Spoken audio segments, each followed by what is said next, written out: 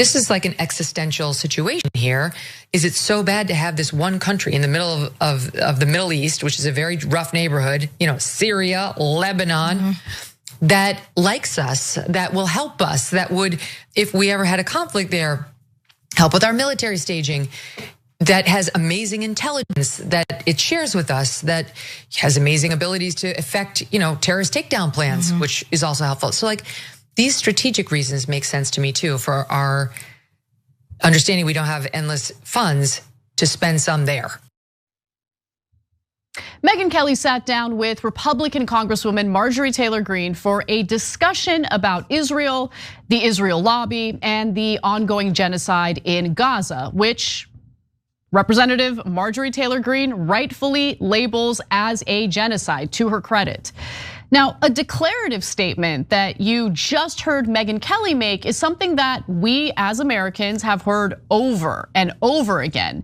It's this claim that Israel is America's greatest and most important ally. I think that is the greatest lie told in America, to be quite honest, and I want to explain why, point by point. Now, Megyn Kelly brings up the sad reality that Middle Eastern countries express some hostility toward the United States. And that hostility, in my opinion, has a lot to do with our unwavering support for Israel, which essentially saddles us with a ton of toxic baggage. The United States has done much to destabilize the Middle East on behalf of Israel. Here's legendary political scientist and co-author of the Israel lobby, John Mearsheimer, to explain in greater detail. Israel is a strategic albatross around our neck. The policies that Israel pursues in the Middle East are not in our interest. The Zionists from the beginning have wanted a greater Israel. And David Ben-Gurion wrote a piece in 1918, and David Ben-Gurion, of course, is the founding father of Israel. Yes. Wrote a piece in 1918. I don't think it's ever been published in English. It's just in Yiddish, where he describes what his goals are for a greater Israel, right? And it obviously includes Green Line Israel, Gaza, the West Bank. It includes parts of the East Bank. It includes parts of southern Syria. It includes parts of southern Lebanon. And it includes the Sinai Peninsula. Just think about that. That was Ben-Gurion's vision. And this was a vision that was shared by almost all the early Zionist leaders. And there are still many people in Israel who are in favor of a greater Israel. They don't want a tiny Israel. And that includes the current Prime Minister of Israel, Benjamin Netanyahu, who told the Israeli publication I-24 News that he is in fact a believer of the Greater Israel Project. That was an announcement he made. So let's not hide the ball here. Let's pretend like we don't know what the real objectives are as it pertains to Israel's foreign policy. So just think about that for a second. What's in it for the United States and Americans as we aid and abet Israel's conquest, which requires ethnic cleansing, genocide, and regime change wars in sovereign countries? How exactly does that benefit us? In my opinion, it doesn't. Instead, it leads to hostility toward the United States. For instance, here's Benjamin Netanyahu all the way back in 2002 advising Congress on what our foreign policy should be in regard to Iraq. You can beam Melrose Place, but it may take a long time. On the other hand, if you take out Saddam's regime, I guarantee you that it will have enormous positive reverberations on the region. And I think that people sitting right next door in Iran, young people, and many others will say, the time of such regimes, of such despots, is gone. Of course, the United States conducted a preemptive war and invaded Iraq in March of 2003 on the false claims that Saddam Hussein was harboring weapons of mass destruction. He was a real threat to the United States. Now, of course, there were no WMDs, nor were there IDF soldiers on the ground assisting American soldiers in combat, but hundreds of thousands of innocent people died. That stupid regime change war ruined the lives of so many people and destroyed that country. And honestly, I can't blame the people of Iraq for feeling a little bit of anger toward the United States over what we did. The real question is why we don't feel more rage here in the United States. After all, we lost 4,492 American soldiers. Another 32,292 American soldiers were wounded. In addition to that, America's debt began to skyrocket with our meddling in the Middle East on behalf of Israel. Between fiscal years 2001 through 2021, we've wasted away a minimum, this is a low estimate, of $1.6 trillion on wars in Afghanistan, Iraq, and Syria. Israel was seeking the fall of Bashar al-Assad in Syria, of course, and we helped them fund the rebels during the civil war. And what was our reward? Having Ahmed al-Sharaa, a former Al-Qaeda terrorist, become the new leader of Syria. I was under the impression that Al-Qaeda was America's foe, with that whole 9/11 terror attack and everything. But Israel won big because Syria's new leader is very deferential to Tel Aviv. In addition to that, Israel was able to take advantage of the situation and invade the buffer zone in southwestern Syria and has essentially continued to occupy it. Then on October 25th of this year, Israel went even further in its invasion of southern Syria while conducting airstrikes on Damascus. They actually did so the day after the Israelis called for the demilitarization of South Syria so they can just swoop in and take the land. So why are we helping Israel build an empire on our dime and with the use of our soldiers? And as the Arab and Muslim world suffers from the consequences of this destabilization, are we really going to pretend like we don't understand why the civilians are upset with the United States? But the US has to be getting some benefit from its relationship from Israel, right? Like there has to be something. And luckily, hey, look, we've got ex-CIA agent Andrew Bustamante, who certainly thinks so. So let's hear what he has to say. I am a staunch supporter of Israel's importance to the United States. They are the first wall of defense for us. There's a reason that everybody's up so much at the end of World War II, because we had to build walls around the American boundary. We needed to manipulate Europe. NATO is there to protect us. We're not there to help Europe. NATO's there to protect us. Israel's there to protect us. We continue to, our presidents like Biden, call the Saudi Arabian prince all sorts of horrible names and promise justice, but it never happens because Saudi Arabia protects us. Americans for sure don't want our enemies at the gate. So we let our enemies go to other gates. And then in diplomatic channels, military channels, and intelligence channels, we give them the tools to fight the fight. Israel doesn't trust us. They know we have set them up to take bullets instead of our people. They know that we put them into a country that's surrounded by their enemies. They understand that every proposition and accord that we try to force them into benefits us more than it benefits them. The Saudis were involved in 9/11. Did we forget that? The Saudis are what? What was that? Israel protects us? Which country decided to use its military might, its soldiers, and its bombs to strike Iran's nuclear sites? Was it IDF soldiers? No, it wasn't. It was American soldiers that did that. What is this guy even talking about? Okay, so we, the Americans, decided Israel would be established in the Middle East where they'd be surrounded by their enemies. We decided that? It wasn't, due to the fact that the Israelis consider that area the Holy Land. It wasn't the result of the British Foreign Ministry, which through the Balfour Declaration of 1917 promised that a Jewish state would be established in a plot of land inhabited by the Palestinians.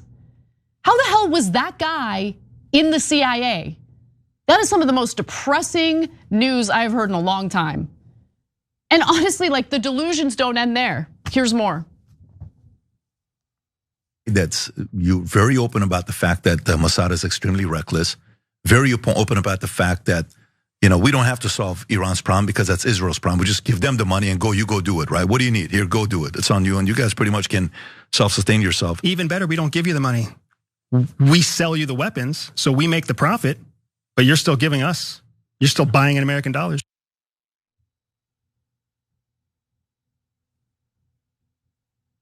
American taxpayers are forced to provide Israel with $4.8 billion in military aid each year as part of a 10-year agreement called the Memorandum of Understanding.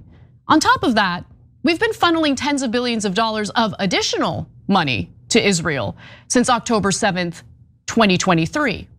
In fact, why don't we take a look at this handy dandy chart, which shows you the top countries we provide both economic and military aid to. Israel, of course, beats every single country, with American taxpayers shelling out more than $310 billion that we've given to Israel, up until 2024. Egypt, who we essentially bribed to play nice with Israel, is a distant second with around half as much foreign aid from Americans. He literally just said that Israel buys weapons from us with their own money. Israel had an economic surplus in 2021 in the middle of a pandemic. The United States is $37 trillion in debt. They have universal health care, paid family leave, all sorts of perks and benefits that their pay pigs here in America don't ever get to take advantage of. We're like drowning in debt while their economy remains strong. And this guy was in the CIA. He has the audacity to tell people that they're helping us economically by buying our weapons. Now, look, one could argue that the military aid that gets funneled to Israel does benefit some Americans, namely, that teeny tiny group of defense contractors that stands to profit. But actually, even in that case, there's a bit of a loophole that Israel gets to benefit from. Let's take a look. This is really interesting. We give a ton of money to all these foreign countries, and if it's military aid, they're required to purchase weapons from our defense contractors. Except Israel is the only one with an exception. They don't have to buy from our American defense contractors. They can use that money to buy from Israeli defense contractors. Oh, wow. So there's a funny little exception. So we are paying the costs in both blood and treasure to help our special ally build their military and their empire. Got it. But hey, at least we have a country that's friendly and nice to us in the Middle East, right? Let's ask another former CIA agent, John Kiriakou. Who did you not at all trust, even though you had to work with them? The Israelis. You didn't trust them? Not as far as I could throw them. You, or was that a cultural thing? It was cultural, but in my very first encounter with the Israeli intelligence service, the Mossad, I was a brand new analyst. This is like March of 1990. And I was instructed to participate in a large scale briefing of the Israeli Mossad and Shin Bet representatives in Washington. And we don't allow the Israelis into CIA headquarters because they would always come with gifts, and the gifts had always listening devices packed inside them. And somebody brings you a gift, you x-ray it. It's the normal process. And we're like, you guys can't keep coming back here every single time trying to bug our conference rooms. So no more. So, and was it easy to x-ray and see that they had bugs in them? Yeah. What percentage of the time did gifts have bugs in them? 100%. They're so nice to us. And look, honestly, I can't be upset with Americans who drank the pro-Israel Kool-Aid because the propaganda has been ingrained in every single facet of American life. Just as one example, guess who published the textbooks America's children were made to read in our public schools?